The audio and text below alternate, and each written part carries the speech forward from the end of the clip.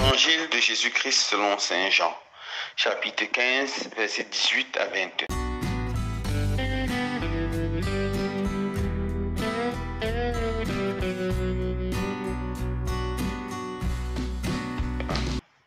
En ce temps-là, Jésus disait à ses disciples, « Si le monde a de la haine contre vous, sachez qu'il en a eu d'abord contre moi. Si vous appartenez au monde, le monde aimerait ce qui est à lui. Mais vous n'appartenez pas au monde, puisque je vous ai choisi en vous prenant dans le monde. Voilà pourquoi le monde a de la haine contre vous. Rappelez-vous la parole que je vous ai dite. Un serviteur n'est pas plus grand que son maître. Si l'on m'a persécuté, on vous persécutera vous aussi. Si l'on a gardé ma parole, on gardera aussi la vôtre. Les gens vous traiteront ainsi à cause de mon nom, parce qu'ils ne connaissent pas celui qui m'a envoyé. » Acclamons la parole de Dieu.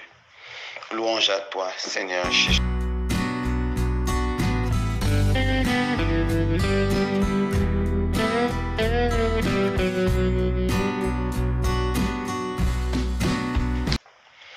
Frères et sœurs bien-aimés, l'une des choses qui caractérisait notre Seigneur Jésus, c'était son franc-parler. Jésus avait cette capacité de dire la vérité, même si cette vérité peut blesser. Jésus ne voulait pas que ses apôtres restent dans les rêves et dans l'illusion. C'est pour ça qu'il leur disait toujours la vérité. Dans l'évangile d'aujourd'hui, il leur dit que le monde va vous haïr, le monde va vous persécuter, le monde va vous combattre à cause de mon nom, à cause de mon message d'amour, à cause de la bonne nouvelle que j'ai portée. Quand cela va arriver, ne paniquez pas, ne soyez pas agités. Rappelez-vous simplement qu'un serviteur n'est pas plus grand que son maître. S'ils m'ont persécuté, ils vous persécuteront. S'ils m'ont fait du mal, ils vous feront du mal. Oui, frères et sœurs bien-aimés, le monde représente les êtres humains qui vivent sur cette terre, spécialement ceux qui refusent de s'ouvrir au message de Jésus, au message évangélique. Déjà au temps de Jésus, le monde s'est ligué contre lui. Les grands prêtres l'ont accusé systématiquement. Ils l'ont saboté, ils l'ont vilipendé. Et finalement, ils l'ont fait condamner à mort. Et il a été tué comme un brigand.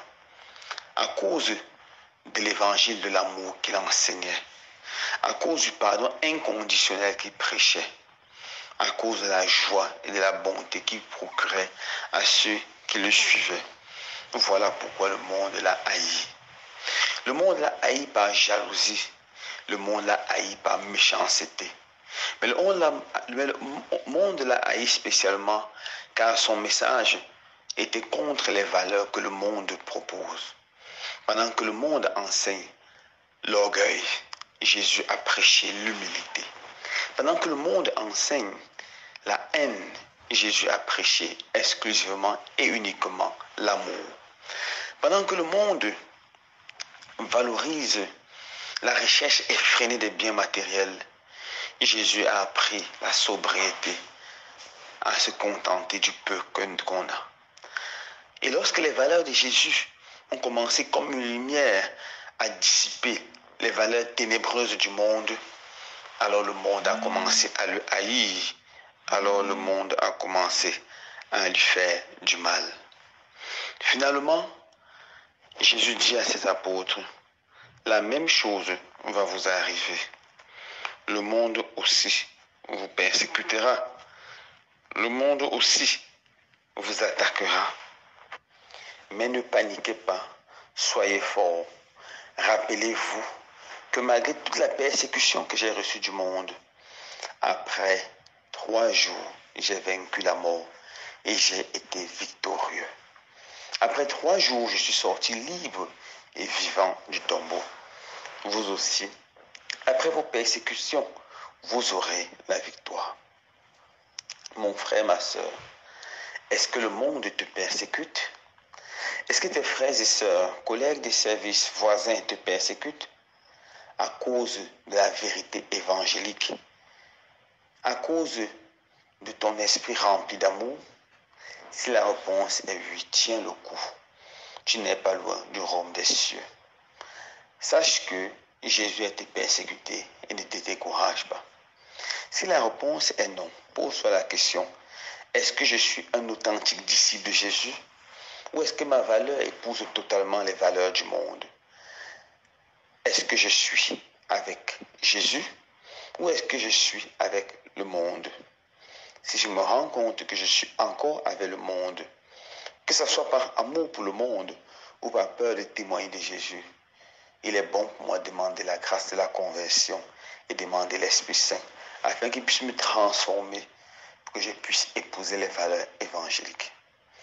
Dans la vie de la plupart des saints, spécialement les martyrs, on voit comment ils ont été tués à cause de la haine du monde.